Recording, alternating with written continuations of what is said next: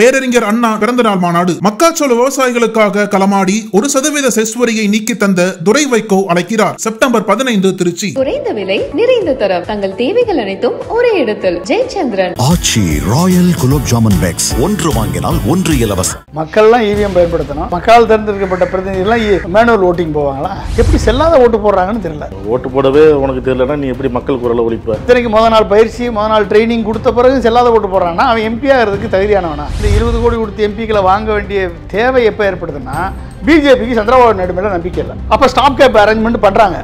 அந்த ட்ராப்ல வந்து இந்த 9 எம்பிக்கள் 10 எம்பிக்கள் விழுகிறாங்க. அரசியல் கட்சிகள் கிரிப்டோ கரன்சியில் டிரான்ஸ்ஃபர் பண்ணி விட்டான்னு வச்சுக்கோங்க, அவன் பின்னால் எப்படினாலும் எடுத்துக்கலாம், யாரும் கண்டுபிடிக்க முடியாது.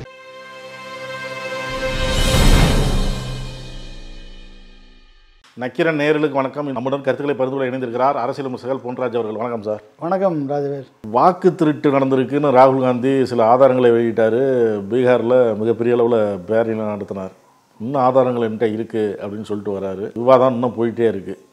இது வேண்டுமென்று, அதாவது தேர்தலில் வெற்றி பெற முடியலங்கிறதுனால இந்த மாதிரி ஒரு இதை கையில் எடுத்துருக்கிறாங்க காங்கிரஸ்னு அவங்க ஒரு குற்றச்சாட்டை வைக்கிறாங்க. அது ஒரு பக்கம் போயிட்டுருக்கு. இப்போ நாடாளுமன்றத்தில் துணை ஜனாதிபதி தேர்தல் நடந்திருக்கு. இப்போ அதில் வந்து சில பேர் பணம் வாங்கிட்டு ஓட்டு போட்டிருக்கிறாங்க, 20 கோடி வரைக்கும் பேரம் பேசப்பட்டிருக்கு அப்படின்லாம் குற்றச்சாட்டு வைக்கப்படுகிறது. அதாவது எதிர்பார்த்த வாக்குகளை விட அதிகமாக சிபி ராதாகிருஷ்ணனுக்கு விழுந்திருக்கு அப்படிங்கிற குற்றச்சாட்டை சொல்கிறாங்க. அது எப்படி பார்க்க? முதல்ல வந்து இவிஎம் ஏன் இதுக்கு பயன்படுத்தலை? ஏன் மேனுவல் ஓட்டிங் போனாங்க? மக்கள்லாம் இவிஎம் பயன்படுத்தணும். இவங்க மக்கள் தேர்ந்தெடுக்கப்பட்ட பிரதிநிதிகள்லாம் மேனுவல் ஓட்டிங் போவாங்களா? பேலட் பேப்பர் சிஸ்டத்தில் போவாங்களா? இது குறைந்த அளவு தானே அப்படிங்கிறதுனால இது என்னங்க, இவிஎம் போட்டால் டக்குன்னு ரிசல்ட் வந்துட்டு போகுது. நீங்கள் இவிஎம் மேலே நம்பிக்கையோடு இருக்கீங்க, அதை போட வேண்டியது எதுக்கு மேனுவல் ஓட்டிங் போகிறீங்க? எல்லாத்துலேயும் தில்லும்புள்ளா, எல்லாத்துலேயும் அவங்களுக்கு ஒரு நியாயம், மக்களுக்கு ஒரு நியாயமா? இது ஒன்று, இது விடுங்க. சரி, குறைஞ்ச ஓட்டு அதனால் போகிறாங்கன்னு வச்சுக்கோங்க, இது ஒன்று. ரெண்டாவது, 427 வாக்குகள் அவர்களுக்கு உறுதி செய்யப்பட்ட வாக்குகள். யார்? சிபி ராதாகிருஷ்ணனுக்கு பிஜேபி கூட்டணியின் சார்பாக 427 வாக்குகள். ஆனால் 452 வாட்டு வாங்கியிருக்காரு அவர். கூடுதலாக எதிர்பார்க்கறது. ஒய்எஸ்ஆர் காங்கிரஸில் ஒரு 15 ஓட்டு எக்ஸ்ட்ரா வந்திருந்தால், அப்படி இருந்தாலும் கூட ஒரு 9 ஓட்டு எப்படி வந்துச்சுன்னு தெரில. ஓகே, ஸோ அந்த காங்கிரஸ் இந்தியா பிளாக் கூட்டணிக்கு 324 ஓட்டு வந்திருக்கணும். இதுதான் அவங்களுடைய எய்ம். ஆனால் 300 ஓட்டு தான் வந்திருக்கு. அதில் 15 ஓட்டு செல்லாத ஓட்டு வேற பதிவாயிருக்கு. ஒரு தேர்ந்தெடுக்கப்பட்ட எம்பிக்கள் எப்படி செல்லாத ஓட்டு போடுறாங்கன்னு தெரியல. இத்தனைக்கும் அவங்க பயிற்சி வேற கொடுக்குறேன்னு சொல்கிறாங்களே. இத்தனைக்கு முத நாள் பயிற்சி, முத நாள் ட்ரைனிங் கொடுத்த பிறகு செல்லாத ஓட்டு போடுறாங்கன்னா அவன் எம்பி ஆகிறதுக்கு தகுதியானவனா? முதல்ல அந்த கேள்வி வருமா இல்லையா? நீ இவ்வளவு உன்னை தேர்ந்தெடுத்து உன்னை எம்பி ஆகி அங்கே கொண்டு விட்டுருக்கு, நீ செல்லாத ஓட்டு போடுறேன்னா உனக்கு என்ன தகுதி இருக்குது? இந்த ஒரு கேள்வி ஃபஸ்ட்டு. இது மக்கள் மனதில் எழுமா இல்லையா அந்த கேள்வி? ஓட்டு போடவே உனக்கு தெரியலன்னா நீ எப்படி மக்கள் குரலை ஒழிப்ப? மக்கள் குரலை ஒழிப்ப. உனக்கே ஓட்டு போட தெரியல, உன்னே வேற ஓட்டு போட்டு அந்த மக்கள் கூட்டம் தேர்ந்தெடுத்து எம்பி ஆக்கியிருக்கு. நீ வந்து ஒரு துணை ஜனாதிபதி தேர்தலில் போய் செல்லாத ஓட்டு போடுற, அதை பண்ணுறேன்னா அது எப்படி? அது டைஜஸ்டே பண்ண முடியல. இவங்களெல்லாம் வச்சுக்கிட்டு இந்த நாட்டை எப்படி வலிமையான நாடாக, ஒரு வல்லரசு நாடாக உருவாக்குறதுன்னு தெரில. இது ஒரு 2வது கொஸ்டின். 3வது கொஸ்டின், ஒரு இந்த ஓட்டை அதிகமாக வாங்குறதுக்கு 20 கோடி செலவழிச்சிருக்காங்கன்னு குற்றச்சாட்டு சொல்கிறாங்க காங்கிரஸ். இந்தியா பிளாக் கட்சிகள் குற்றச்சாட்டு சொல்கிறாங்க. ஒரு 20 கோடி கொடுத்து 9 ஓட்டு எங்கேருந்து போயிருக்கு? இந்தியா பிளாக்லேருந்து போயிருக்கு. சிவசேனாட்டிலேருந்து, ஆம் ஆத்மியிலேருந்து, திரிணாமுல் காங்கிரஸ்லேருந்து, சரத்பவார் காங்கிரஸ்லேருந்து, ஜார்க்கண்ட் முக்தி மோர்ச்சாலேருந்து, காங்கிரஸ்லேருந்து ஏதோ ஒன்றா போயிருக்கோ அப்படின்ற மாதிரி ஒரு சந்தேக குரல் எழுப்பப்படுகிறது. இப்போ 20 கோடி ரூபா கொடுத்து இதை வாங்க வேண்டிய அவசியம் என்ன இருக்குன்ற ஒரு கேள்வி வரும். இப்போ எப்படி இருந்தாலும் ஒரு வெற்றி பெற போகிறாரு. அப்படி இருந்தும் அது விலை கொடுத்து வாங்குற அளவுக்கு அவசியம் என்ன? இல்லை அப்படி இருக்கா? இல்லை வேண்டுமென்றே குற்றச்சாட்டா? இல்லை, இது வந்து என்னென்னா, ஒரு இந்தியா பிளாக் கிரியேட் பண்ண வேட்பாளருடைய, அதாவது சுதர்சன் ரெட்டி என்ற ஒரு பொதுவான ஒரு ஜஸ்டிஸை இவர்கள் நிறுத்தியது தான் பிஜேபி பயந்துக்கிட்டு இந்த பணத்தை கொடுத்து வாங்கியிருக்கலாமோ என்ற சந்தேகம் எழுகிறது. ஏன்னா ஒரு வேளை சந்திரபாபு நாயுடு அவருக்கு சப்போர்ட் பண்ணிட்டா என்ன ஆகிறது? ஒரு வேளை நிதிஷ்குமார் அவருக்கு சப்போர்ட் பண்ணிட்டா என்ன ஆகிறது? அப்போ ஒரு ஸ்டாப் கேப் அரேஞ்ச்மெண்ட்டாக 20 கோடி கொடுத்து ஒரு இத்தனை எம்பியை வாங்கி வச்சுக்குவோம் நம்ம என்ற ஒரு ஒரு ஒரு background politics, under ground channel இதுலேயும் தோற்றக்கூடாது என்ற எச்சரிக்கை உணர்வோடு பண்ணியிருக்கலாம் என்ற கேள்வி எழுகிறது. எழுதா இல்லையா? இருக்கலாம். அப்போ இந்த எந்தெந்த எம்பிக்கள் இதுக்கு பலிகடாயிருக்காங்கன்னு இப்போ வந்திருக்க ரிப்போர்ட்டை படி பார்த்தா என்ன ரிப்போர்ட் சொல்லுது? தினத்தந்தியில் போட்டிருக்க ரிப்போர்ட்டில் என்ன சொல்லுது அப்படின்னா, சிவசேனா, ஆம் ஆத்மி, திரிணாமுல் காங்கிரஸ், அப்புறம் வந்து யார் சரத்பவார், அப்புறம் காங்கிரஸில் ஒரு எம்பி, அப்புறம் ஜார்க்கண்ட் முக்தி மோர்ச்சா, ஏன்னா அவர் ஜார்க்கண்ட் கவர்னராக இருந்தவர் இவர். அப்போ இவர்களெல்லாம் வந்து விலைக்கு வாங்கிட்டா இது ஒரு ஸ்டாப் கேப் அரேஞ்ச்மெண்ட்டாக இருக்கும்னு செய்த வேலை. சந்திரபாபு நாயுடு ஆந்திராவை சேர்ந்தவர், ஒரு ஆந்திராவின் மண்ணின் மைந்தர், இவர் பொதுவானவர் என்று பார்க்கல. அவங்கள பொறுத்த வரைக்கும் பிஜேபியுடைய கூட்டணி தர்மத்திற்காக அவங்க போயிட்டாங்க. ஆனால் பிஜேபி வந்து இந்த 20 கோடி கொடுத்து எம்பிக்களை வாங்க வேண்டிய தேவை எப்போ ஏற்படுதுன்னா, பிஜேபிக்கு சந்திரபாபு நாயுடு மேலே நம்பிக்கை இல்லை, பிஜேபிக்கு நிதிஷ்குமார் மேலே நம்பிக்கை இல்லை. அப்போ ஸ்டாப் கேப் அரேஞ்ச்மெண்ட் பண்ணுறாங்க. அந்த ட்ராப்பில் வந்து இந்த 9 எம்பிக்கள் 10 எம்பிக்கள் விழுகிறாங்க. ஏன் விழுகிறாங்க? அவங்களுக்கு பதவி இல்லை, அமைச்சர் கிடையாது, ஏற்கனவே செலவழித்து நஷ்டத்தில் இருப்பாங்க. 20 கோடி சும்மா வந்தால் ஏன் வேணான்னு சொல்லுவானே? இதனால் என்ன ஆக போகுது? ஜெயிக்க போகிறது அவங்க ஜெயிக்க போகிறாங்க, சும்மா 20 கோடி வருது வாங்கு. அப்போ ஜனநாயகத்தினுடைய விளிம்பியங்கள், அதனுடைய இன்டெகிரிட்டி, அதனுடைய ஹானஸ்டி, இதெல்லாம் எந்த அளவுக்கு இவர்கள் மதிக்கிறார்கள் என்பது இதிலிருந்து தெரியுது. எம்பிக்களே வாங்கும்போது பொதுமக்கள் எப்படி வாங்காமல் இருப்பான்? பொதுமக்களை குற்றம் சொல்லி என்ன பிரயோஜனம்? ஊழலில் அனைவருமே பங்கு, எம்பி முதல்லேருந்து சாதாரண மனிதன் வரை ஊழலில் பங்கு. பணம் கொடுத்தா ஓட்டு போடுறான். அப்போ பணம் இருக்கவே வாங்கிட்டு போயிடலாமா இல்லையா? இப்போ ட்ரம்ப் நினச்சாருன்னா இந்தியாவில் ஒரு அரசை உருவாக்கலாம். ஏன்னா அவர் கோடிக்கணக்கில் வச்சுருக்காரு, இதில் வேறு வச்சுருக்காரு.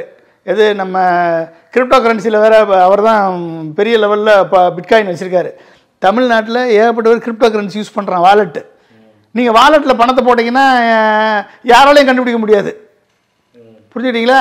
அப்போ கிரிப்டோ கரன்சியில் வந்து எத்தனை பேருக்கு பணம் வச்சுருக்கான், எத்தனை பேர் வந்து அக்கௌண்ட் வாலெட்டு கிரியேட் பண்ணியிருக்கான்னு கண்டுபிடிச்சாச்சுன்னா, அரசியல் கட்சிகள் கிரிப்டோ கரன்சியில் ட்ரான்ஸ்ஃபர் பண்ணி விட்டான்னு வச்சுக்கோங்க, அவன் பின்னால் எப்படினாலும் எடுத்துக்கலாம், யாரும் கண்டுபிடிக்க முடியாது.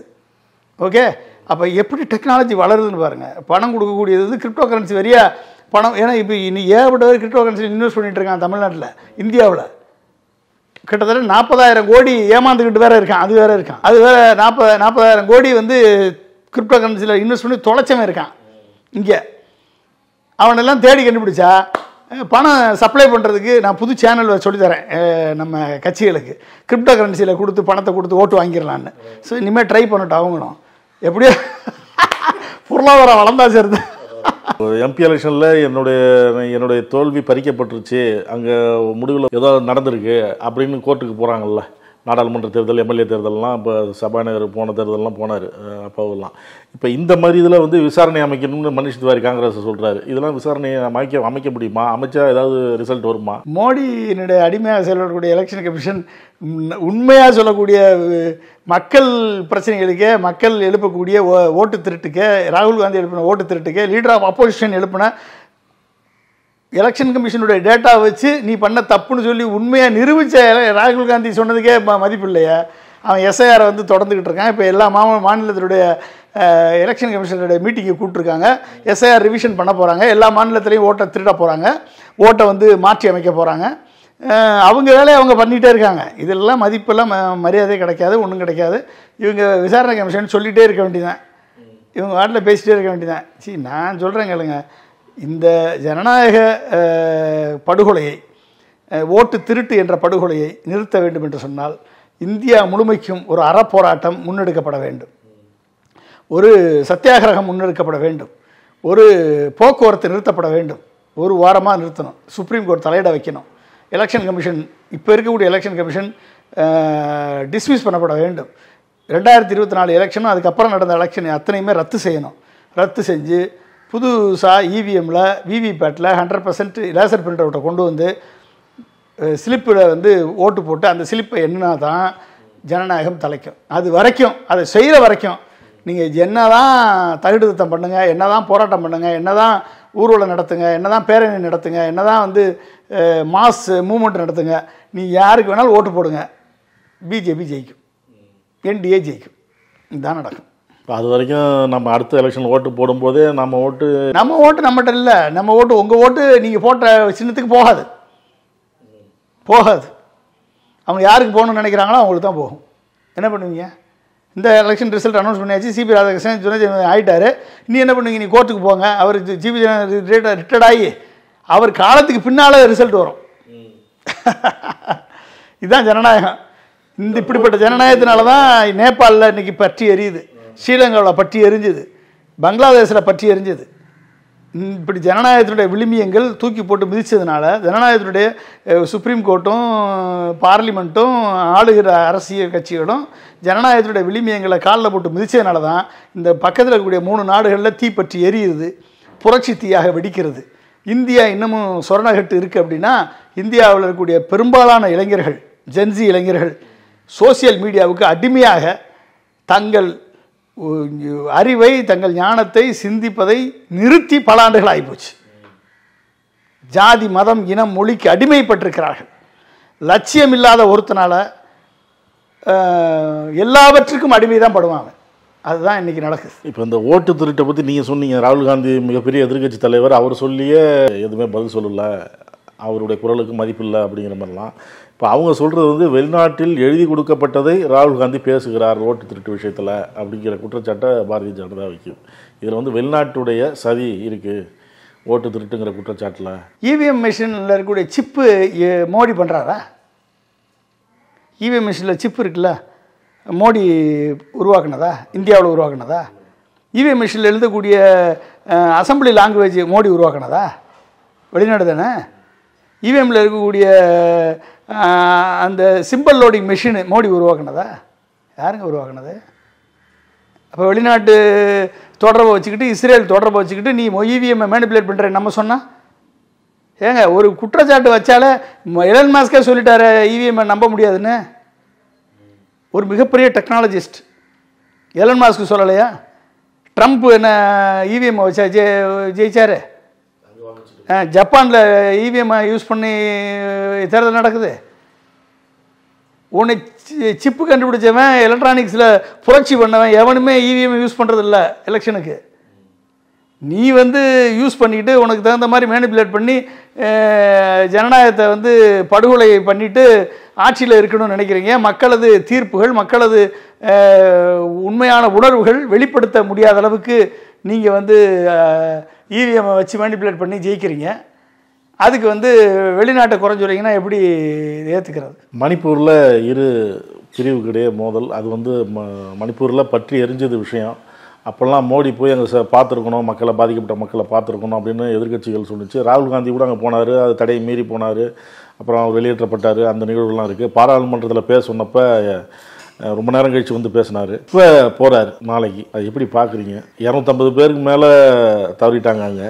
ஆமாம், கிட்டத்தட்ட 250 பேருக்கு மேலே கொல்லப்பட்டிருக்கிறார்கள். 60,000க்கு மேற்பட்ட மக்கள் வந்து அகதிகள் முகாமில் இன்னும் இருக்காங்க. 400க்கு மேற்பட்ட கிறிஸ்தவ ஆலயங்கள் இடிக்கப்பட்டிருக்கிறது. மெய்த்தி அண்டு குக்கி இன மக்களுக்கு இடையான ஒரு போராட்டம். அந்த போராட்டத்தை தூண்டிவிட்டதே பிஜேபி தலைமையிலான அரசு தான். இன்றைக்கு பிஜேபியிலேருந்து 43 பேர் ரிசைன் பண்ணி வெளியே வந்திருக்காங்க. எங்களது உணர்வுகளுக்கு மதிப்பில்லை, ஒரு அனைவரையும் உள்ளடக்கிய ஒரு பிரதிநிதியாக பிஜேபி இல்லை, இது வந்து ஒரு சார்பாக செயல்படுகிறது என்று சொல்லி வெளியே வந்திருக்காங்க. இத்தனையும் பாராமுகமாக இருந்த பிரதமர் இப்போ 8,500 கோடி ரூபா நலத்திட்ட உதவிகளை தொடங்கி வைப்பதற்காக அங்கே செல்கிறார் என்ற தகவல் வந்திருக்கிறது. மோடி அங்கே நேரடியாக போகல அப்படின்னு குற்றச்சாட்டு முதல்ல வந்தது இல்லை. அப்போ வந்து இப்போ இவ்வளோ பெரிய கலவரம் நடக்குது, மோதல் நடக்குது, இப்போ நீங்கள் சொல்கிற தேவாலயங்கள் எரிக்கப்பட்டது. அப்படிங்கிறப்ப மத்திய அரசு சார்பில் என்னென்ன நடவடிக்கை எடுக்க முடியுமோ அதிகாரிகள் போனாங்க, மற்றவங்கெல்லாம் போனாங்க, மோடி தான் போகணும்னு இருக்கா அப்படின்னு ஒரு கேள்வி எழுந்தது இல்லை? ஒரு மிகப்பெரிய வெள்ளம் வருது, பிரளயம் வருது, சுனாமி வருது, ஏன் மோடி போகணும்? ஒரு மத்திய அரசு சேர்ந்த ஒரு அதிகாரி போய் பார்த்துட்டு வரலாம்ல, ஹெலிகாப்டரில் போய். ஏன் போகிறாரு? தமிழ்நாட்டுக்கு வரமாட்டார், தூத்துக்குடிக்கு வரல, அவர் சென்னைக்கு வரல, கஜா புயலுக்கு வரல. ஆனால் ஓட்டுக்கு அவங்க வருவாங்க. இங்கே ஓட்டு வாங்குறதுக்கு மோடி வந்து 10 வட்டம் வருவார் திருநெல்வேலிக்கு, தூத்துக்குடிக்கு. அமித்ஷா 2 வட்டம், ஒரு 3 வட்டம் வருவார். நிர்மலா சீதாராமன் 5 வட்டம் வருவாங்க ஓட்டு வாங்குறதுக்கு. ஆனால் அந்த மக்கள் வெள்ளத்தில் தவிச்சு பொருளாதாரத்தை இழந்து, உயிரை இழந்து, அனிமலை இழந்து தெருவில் நிற்கும் போது ஒருத்தர் வரல. ஆனால் வேறு மாநிலங்களில் பிஜேபி ஆளக்கூடிய மாநிலங்களில் வெள்ளம் வந்தால் உடனே போகிறாருல பிரதமர். ஏன் போய் பார்க்குறாரு? எதுக்கு ஹெலிகாப்டர்லேருந்து ஒரு பார்வையிடுற மாதிரி ஃபோட்டோ எடுத்து போடுறீங்க? ஒரு அதிகாரி அனுப்ப வேண்டியது தானே? ஏங்க போகிறாரு? ஒரு அதிகாரி போடலாம்ல, ஏன் இவர் போகிறாரு? அப்போ ஒரு இன துவேஷம் நடக்குது. ஒரு மணிப்பூரில் ஒரு படுகொலைகள் நடக்குது. மணிப்பூர் இனத்தையே அழிப்பதற்கான வேலை நடக்குது. எதுக்கு காரணம்? அது காரணம் என்னென்னா, அந்த மலைப்பகுதிகளை ரிசார்ட்டை மாற்றுறதுக்கு, கார்பரேட்டைசேஷன் பண்ணுவதற்கு அந்த மக்கள், பழங்குடி மக்கள் எதிர்ப்பு தெரிவிக்கிறாங்க. நீங்கள் நார்த் ஈஸ்டர்ன் ஸ்டேட்ஸ் எல்லாம் பிஜேபி பிடிச்சி 5000 கோடி செலவழிச்சு ஒரு இடத்துல கூட அவங்க ஜெயிச்சு வரல. எல்லாமே வாங்கப்பட்ட எம்எல்ஏக்கள் ஆட்சியை பிடிச்சாங்க. இன்றைக்கி 27% காடுகளை, மலை காடுகளை அழித்திருக்கிறார்கள் பிஜேபி கவர்மெண்ட்ஸ். அங்கே புரிஞ்சுக்கிட்டீங்களா? அங்கே எல்லாம் வந்து கார்ப்பரேட் வந்து அங்கே போய் ரிசார்ட்டு போடுறது, அங்கே வந்து டூரிசம் இண்டஸ்ட்ரியாக மாற்றுறாங்க. அப்போ மலை வளங்களை அழிப்பதற்கு எதிர்ப்பு தெரிவிக்கக்கூடிய பழங்குடியினரை அழிப்பது தான் அவங்களுடைய வேலை. அதுதான் மணிப்பூர் இன்றைக்கி அழிக்கப்படுகிறது. கார்பரேட்டைசேஷனுக்கு அகைன்ஸ்டாக இருக்கிறதுனால அங்கே வாழக்கூடிய மலைப்பகுதி மக்கள் வந்து அழிக்கப்படுகிறார்கள். இந்த 8500 கோடியுமே மக்களுக்கு போகும்னு நினைக்கிறீங்களா நீங்கள்? மக்கள் நலத்திட்டம் எப்படி இருக்கும்? இது கார்ப்பரேட்டு போயிட்டு வர்றதுக்கு ரோடு போடுவாங்க, கார்ப்பரேட் போயிட்டு வர்றதுக்கான இன்ஃப்ராஸ்ட்ரக்சர் டெவலப் பண்ணுவாங்க. செஞ்சால் இந்த மாதிரி குற்றம் சொல்கிறீங்க, செய்யலைன்னா இந்த ஒன்றுமே கண்டுக்கலன்னு சொல்கிறீங்களா? இதுதானே அவங்க பண்ணுற வழக்கம். நம்ம செய்கிறத சொல்லலை, அவங்க பண்ணுற வழக்கம். இவர் கட்டின எத்தனை பிரிட்ஜ் நிற்கிது? இவர் கட்டின எத்தனை ஏர்போர்ட்டு ஒழுங்காக ஓடுது? சொல்லுங்கள் பார்ப்போம். இவர் கட்டின பாராளுமன்ற கட்டமே ஊற்றி ஒழுகுதா இல்லையா?